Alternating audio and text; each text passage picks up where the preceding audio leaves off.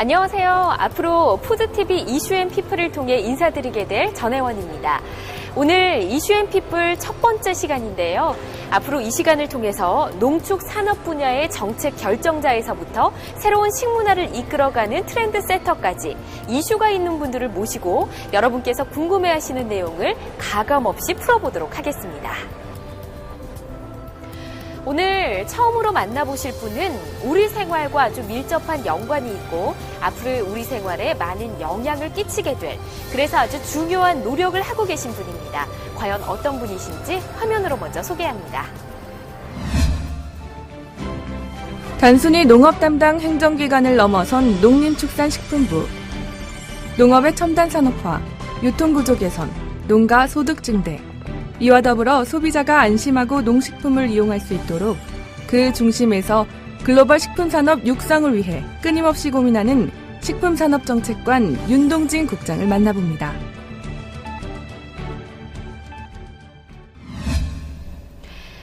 네, 푸드TV 이슈앤피플 첫 번째 손님으로 농림축산식품부의 식품산업정책관으로 계신 윤동진 국장님 모셨습니다. 안녕하십니까? 네, 안녕하세요. 반갑습니다. 네, 한여름인데 많이 또 바쁘시고 그러시죠? 네. 어떠세요, 요즘 근황이? 요새 뭐 대외적으로 또 여러 가지 그 개방 문제라든가 이런 것들이 있어가지고요. 네. 저희들 마음고생도 심하고 또 준비할 것도 많고 그런 시절입니다. 개방 문제를 언급을 해주셨는데 최근 쌀 시장 개방 문제로 농업인들의 걱정이 아주 큽니다. 또 중국과의 FTA도 진행되고 있고요. 이런 개방에 어떻게 준비하고 또 대처해야 될까요? 사실은 지금 쌀 문제하고 그 중국과의 FTA 문제가 두 가지가 있는데요. 네. 조금 설명을 드리자면 쌀 같은 경우는 지난 1995년에 우루과이 라운드 협상의 결과물로서 이제 지금 저희가 20년 동안 이걸 뒤로 미뤄왔던 상황입니다. 그래서 불가피한 측면이 있고요. 예. 그 미루면서 저희가 사실은 대가를 지불을 했거든요. 그래서 외국에서 쌀을 지금 수입을 하고 있습니다. 40만 9천 톤이라는 물량인데 이게 어느 정도냐 하면 경기도에서 나는 쌀 생산량 정도를 대한민국은 매년 수입을 하고 있습니다. 예. 그리고 한중 FTA는 좀 FTA라는 건 기본적으로 자발적인 협상하는 것이죠. 저희가 우리나라가 대외 경제적으로 더 커져 나가기 위해서 자발적으로 협상을 통해서 경제 영토를 넓히는 작업입니다. 그렇기 때문에 정부에서는 쌀 시장을 개방하더라도 FTA나 이런 데 대해서는 쌀을 빼겠다 하고 얘기할 수가 있는 것이죠. 네. 사실은 이 개방의 문제 이제 마지막으로 남은 게 쌀인데요. 좀 돌이켜보면 쇠고기 시장을 2001년에 개방을 했습니다. 쇠고기 시장 개방할 때도 걱정들이 많았죠. 하지만 대한민국 한우는 나름대로 경쟁력을 갖추고 있고 품질을 고급화해서 살아남았습니다. 그래서 쌀에 대해서도 여러 가지 정책적인 노력을 하고 또 국민들께서 뒷받침을 해주신다면 쌀 시장 개방도 헤쳐나갈 수 있다고 생각을 합니다. 네. 여러 가지 많은 대처 방안들을 좀 발표를 해주시면 좋을 텐데요. 어떨까요? 사실은 이 쌀에 대한 부분들은 저희가 9월 말에 쌀 관세화를 시키는 때 관세율을 어떻게 정할까를 발표하면서 대책의 내용도 같이 발표하라고 좀 준비를 하고 있습니다. 네. 제일 큰 것은 무엇보다도 규모화를 통해서 생산비를 낮추는 노력이 되겠고요. 두 번째는 아까 말씀드린 대로 고급화시키는 겁니다. 고급화시키고 또 유통의 문제에 있어가지고 수입쌀하고 우리 쌀이 섞이지 않게끔, 그래서 소비자들이 정확히 알고 구매할 수 있게끔 하는 것이고요. 또 일각에서는 쌀을 통해서 수출도 가능하고 또 새로운 부가가치를 높이기 위한 가공식품 이런 쪽에도 보다 많은 노력들을 할 수 있다고 생각을 하고 있습니다. 아무쪼록 잘 풀어나갔으면 좋겠습니다. 자, 현재 정부의 식품 정책을 신식품 정책이라고 하는데요. 그 이전의 식품 정책과 또 어떤 차이가 있을지 궁금합니다. 그렇죠. 신식품 정책이라고 하는 것들이 이제 과거와 다르다는 의미지 않습니까? 그렇죠. 그래서 그동안의 식품 정책 한다면 우리 부모님 세대까지 거슬러 나가면 좀 심하긴 하겠지만 배고픔을 극복하는 것이 정책의 목표였습니다. 네. 근데 지금은 이제 남는 시대이지 않습니까? 그렇기 때문에 오히려 국민들 개개인 한 명 한 명의 건강, 안전 여기에 초점을 맞춘 것이 신식품 정책이라는 것입니다. 예. 건강에다 초점을 맞추다 보니까 영양의 문제가 등장하지 않을 수가 없죠. 그리고 식품이라는 게 기본적으로 우리는 산업의 경쟁력만 이야기하는 것이 아니라 식품의 다면적인 차원을 가지고 산업, 문화, 안전, 교육 이런 여러 가지 측면을 같이 다루어 나간다는 의미에 있어서 신식품 정책입니다. 네. 또 중요한 것은 생산자가 아니라 소비자 입장에서 본다는 것이죠. 사실은 식품에 대한 소비자는 우리 가정에서 소비하는 부분도 크지만 전체적으로 보면 2011년 기준으로 한 51조 정도를 이제 우리 농식품이 생산이 됐다고 한다면 그 농산물에 대해서 소비처가 가계보다는 오히려 식품 기업이라든가 외식 기업이 많습니다. 외식 분야에 쓰이는 게 한 60% 되거든요. 그러니까 식품 기업이나 외식 업체를 우리의 소비자로 보고 그분들이 원하는 제품을 만들고 그것의 연결고리를 강화한다는 것들이 신식품 정책이 되겠습니다.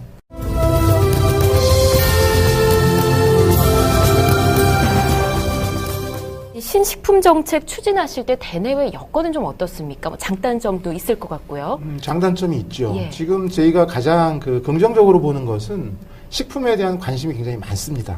우리 푸드투비도 마찬가지인데요. 그렇죠. 그것을 저는 이렇게 보는데 특히 우리 젊은 세대들이 관심이 많아요. 식품에 대해서. 그 이유는 식품이 하나의 문화이기 때문에 그렇다고 보고요. 특히 이제 외국에서도 한류 붐이 굉장히 거세게 불고 있지 않습니까? 그래서 이 문화적인 측면에서는 이 신식품 정책을 추구하기 굉장히 좋은 여건이다. 저는 생각을 하고 있고요. 또 건강에 대한 관심, 뭐 아이들 하나, 둘도 많죠. 요새는 하나 낳고 가정의 건강을 지키는 주부의 그 마음으로 본다면 그것도 굉장히 중요한 요소라고 생각을 합니다. 다만 현재 우리가 갖고 있는 그 애로사항 또 어려운 부분도 있죠. 예를 들면 식품을 저희가 제조를 한다고 했을 때 저희가 기업들이 설문조사를 해보면 한 30%가 채 안 되게 국내산을 씁니다. 그러니까 나머지 한 70% 정도는 수입산을 가지고 이제 식품을 만드는 것이죠. 예. 그런 연결고리가 아주 취약한 상태가 있는 것이 이제 현재 문제고 또 한 가지는 그동안의 식품에 대해서 정부에서도 마찬가지고 규제 중심으로 일을 해왔습니다. 뭐를 해서는 안 된다. 네. 뭘 할 때는 뭘 어떻게 해라. 요건 포장을 이렇게 해라. 그런 규제 중심으로 해왔기 때문에 조금은 혁신이라든가 이런 창조적인 차원에서 보면 조금 부족한 부분이 있습니다. 그래서 그런 것들을 신식품 정책에는 단순히 농식품부뿐 아니라 여러 관련되는 부처들의 의견을 같이 담아서 조금 더 미래지향적으로 바꿔나가려고 합니다. 예, 현재 정부에서 추진하고 있는 사업이요. 국가식품전문단지인 식품산업클러스터 조성이라고 들었습니다. 이 식품산업클러스터 조성 느낌은 오는데 구체적인 설명을 좀 들어야 될 것 같아요. 국가식품 클러스터라는 것은 쉽게 말씀을 드리면 특수산업단지입니다. 특수산업단지인데 클러스터라는 이름은 산하연이 뭉쳐있다는 게 클러스터가 되는 것이고요. 네. 그 다음에 이제 클러스터라는 것을 통해서 저희가 지향하고자 하는 바는 연구개발을, 그러니까 단순히 그것이 공장에서 식품을 생산하는 게 뿐 아니라 연구개발을 통한 허브 역할을 하자는 것이죠. 그래서 많은 세계의 유수한 기업들이 그쪽에 모이게끔 하자는 것이고 그 모이게끔 하는 것은 대한민국뿐 아니라 국가식품 클러스터라고 하지만 이게 인터내셔널한 개념이 있는 것이죠. 동북아를 커버하는 예. 그런 개념이 있는 것이기 때문에 국가식품 클러스터는 굉장히 의욕적으로 야심적으로 추진하고 있는 프로젝트라고 보시면 되겠습니다. 이 프로젝트를 추진하다 보면 말씀하신 것처럼 50% 정도만 우리가 기술력이 어느 정도 단계에 있다고 말씀하셨는데 그 이상도 가능할 것 같고요. 뭐 다양한 기대 효과가 있을 것 같아요. 물론입니다. 지금 국가식품 클러스터를 통해서 저희는 대한민국의 식품 산업의 경쟁력을 한 단계 높이겠다는 것입니다. 예. 우리가 왜 프로축구를 하더라도 수입 선수들 들여오고 수입 감독 들여와가지고 외국인 감독 들여와서 거기를 또 활성화하게 하는 그 경우가 있지 않습니까? 예. 지금 이 국가식품 클러스터도 대부분의 경우에 있어서 외국의 유수한 기업과 연구소들이 들어올 것입니다. 그래서 그 기업들을 통해서 우리 기업들 또 우리 농업 분야에 자극이 되고 또 벤치마킹이 되고 그걸 통해서 세계로 뻗어가는 특히 이제 중국 시장을 겨냥한 어떤 식품 산업의 경쟁력 제고라는 그런 목표를 지향을 하고 있습니다. 그렇군요. 자, 그렇다면 이 식품산업 클러스터 지금 어느 정도 추진이 됐는지 굉장히 궁금하거든요. 이게 이제 한 2010년부터 본격적으로 진행이 됐고요. 예. 지금 현재는 전북 익산에다가 부지를 마련해서 그 부지에 대해서 부지를 뭐 닦고 있고 또 공통의 시설들 제가 아까 말씀드렸던 R&D 시설이라든가 R&D 시설에는 뭐 패키징이라든가 이런 시설들에 대한 공사 작업을 현재 올해부터 시작을 했습니다. 예. 시작이 되고 있고 저희가 희망하기는 2016년 말쯤 되면 실제로 기업과 연구소가 들어가서 일을 할 수 있게끔 그런 준비를 하고 있고 그 부지 조성과 병행해서 저희가 해외 그런 유수한 기업들한테 알리고 투자하게끔 안내해주는 그런 역할을 최근에 많이 하고 있습니다. 그렇군요. 계속해서 잘 추진이 돼야 될 텐데요. 어떤 주력하는 분야나 시장, 목표하는 바가 있을까요? 저희가 외국 기업들을 만나보면 가장 관심 있는 게 사실은 한국 시장보다도 예. 중국 시장입니다. 오. 근데 중국 시장에 메이드 인 차이나가 갖고 있는 디스카운트가 있다는 것은 아시죠? 예. 특히 식품 분야에 대해 그런 부분들의 우려가 많이 있어서 메이드 인 코리아로 중국 시장을 겨냥하겠다는 기업들이 많이 있습니다. 오. 그러니까 식품 원료를 가지고 한국에서 만들어서 그거를 중국 소비자한테 팔겠다는 것이죠. 그래서 한국이 가진 브랜드 이미지를 가지고 중국 시장을 공략하겠다. 그렇기 때문에 굉장히 특이한 모델, 그러니까 국제적인 협업과 또는 어떤 새로운 혁신을 모색할 수 있는 그런 프로젝트가 될 것이라고 생각합니다. 예. 요즘 중국에서도 또 한류가 계속해서 인기잖아요. 이게 식품 산업 분야에서도 쭉 이어가졌으면 참 좋겠습니다. 네.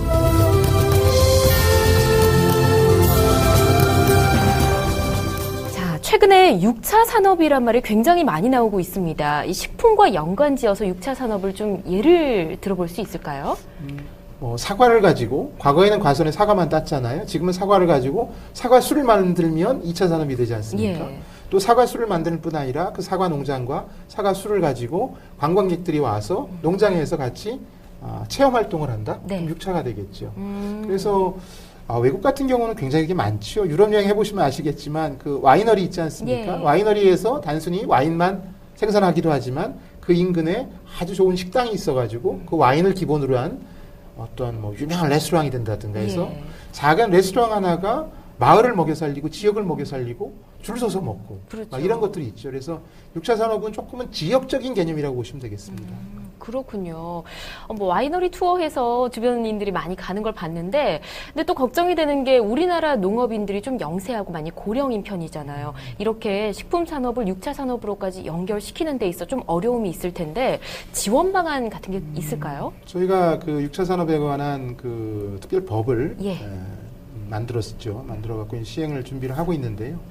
사실은 저희 그 고령화 노인분들이 그것들을 다 감당하기는 어렵고요. 네. 그래서 요새 많이 이야기하는 사회적 경제, 협동조합 시스템 이런 것들이 같이 결부가 돼야 되겠죠. 예. 그리고 실제적으로 현장에서 그것들을 컨설팅해주고 안내해줄 수 있는 지원센터 같은 것들 저희가 설립을 하고 있고 또 특정한 지역을 6차 산업 지구로 묶어가지고 거기에 대해서는 특별한 지원을 한다든가 하는 그런 시범 사업을 아주 강력하게 추진할 생각입니다. 네, 기대해 보도록 하겠습니다. 자, 국산 농축산물의 경쟁력을 갖기 위한 시작 단계는 아무래도 수요를 늘리는 게 아닐까 싶습니다. 이렇게 수요를 늘리기 위한 노력들 어떤 것들이 있을까요?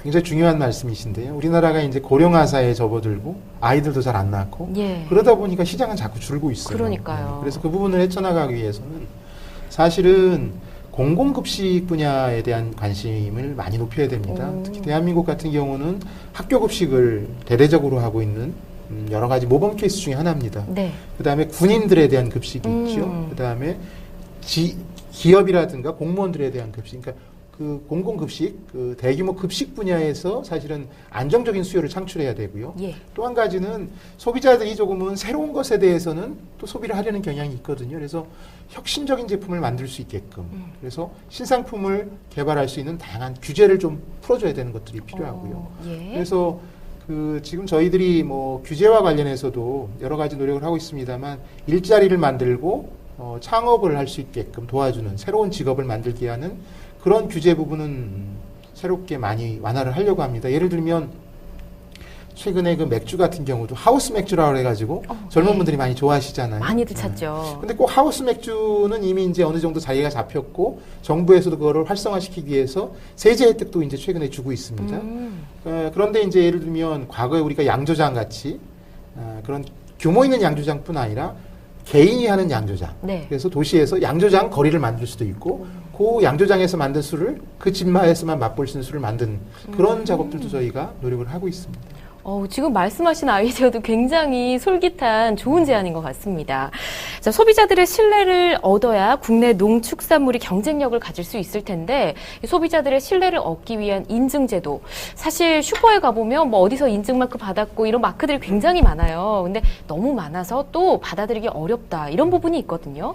저희들 이제 소비자 단체들하고 좀 상의를 해보면 그런 말씀 많이 하시거든요. 예를 들면 광고를 하려고 광고판을 많이 세우는데 워낙 많다 보니까 광고가 안 되는 그런 것이 있죠. 그리고 인증이라는 게 중앙정부에서 여러 부처에서도 하고 있고 또 지자체에서도 하고 있고 예. 그래서 수가 우선 절대적으로 많습니다. 농식품만 보면 11개 정도의 그 인증을 하고 있더라고요, 저희가. 그래서 굉장히 많네요. 11개나 되나요? 그렇습니다. 그게 물론 한 상품에 11개가 동시에 들어가는 건 아니지만 예. 제도로 갖고 있는 건 한 11개 정도가 되는데 아까 말씀드렸던 신식품 정책에서도 그래서 이것들을 어떻게 할 것이냐.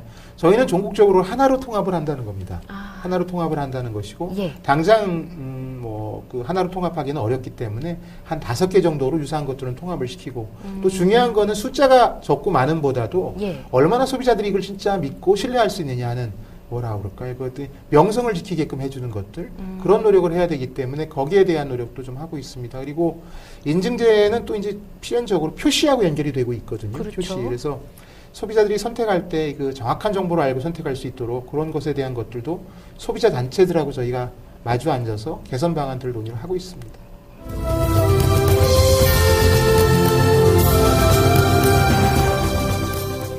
또 이렇게 농축산물에 대한 인증제도 이야기를 했잖아요. 한편으로는 가공산업 활성화에 대해서도 굉장히 많은 노력이 있는 걸로 알고 있습니다.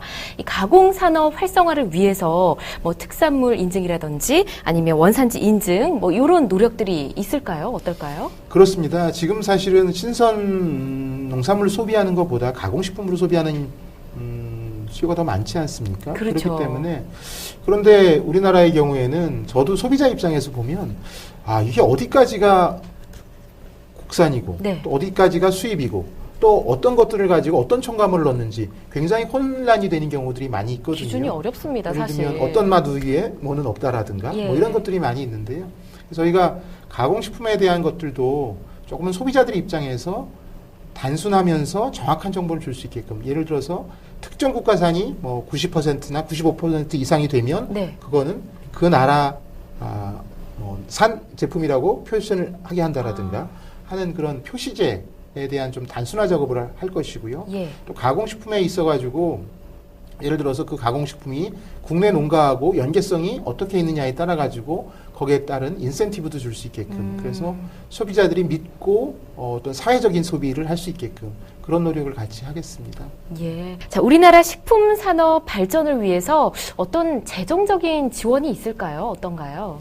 사실은 산업 발전을 위해서 정부가 어떤 재정 지원을 한다는 것들은 조금은 냉정하게 볼 필요가 있습니다. 예. 그래서 오히려 경쟁을 저해하는 요소를 덜어내주거나 제가 아까 말씀드린 대로 규제를 낮춰줘서 예. 새로운 아이디어가 상품화될 수 있게 도와주는 게 제일 중요하고요. 물론 저희가 이제 재정 지원을 하게 할 경우에는 재정이라는 게 제가 낸 세금 또 여러분이 낸 세금을 가지고 움직이는 것이기 때문에 거기에 네. 대한 합리와 정당화가 분명히 있어야 됩니다. 그래서 저희가 할 때는 중소기업이라든가 아니면 농업과 농민들과 연계에 대해서 상품화를 통해서 나왔는데 그것이 판로를 개척하는 부분들이라든가 또는 그것들을 통해서 어떤 인증을 받아서 수출을 해야 되는데 그런 인증을 받는 데 대한 코스트라든가 그런 부분에 대한 지원을 하는 것이죠. 예. 저희 식품산업정책관실의 예산이라는 게 한 1조 원이 채 안 됩니다. 예. 안 되는데 그런 것들을 조금 내실 있게 꼭 필요한 부분에 할 수 있게끔 정리를 해서 아까 말씀드렸던 신식품 정책의 테두리 안에서 집중적인 투자를 좀 할 생각을 갖고 있습니다. 예.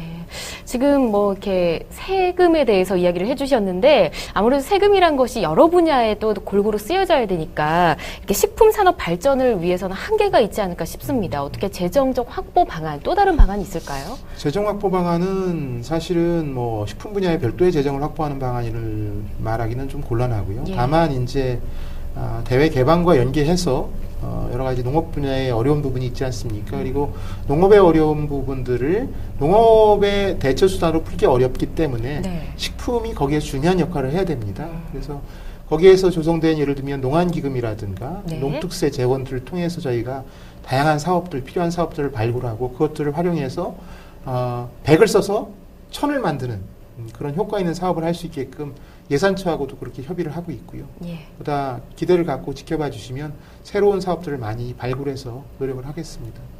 알겠습니다.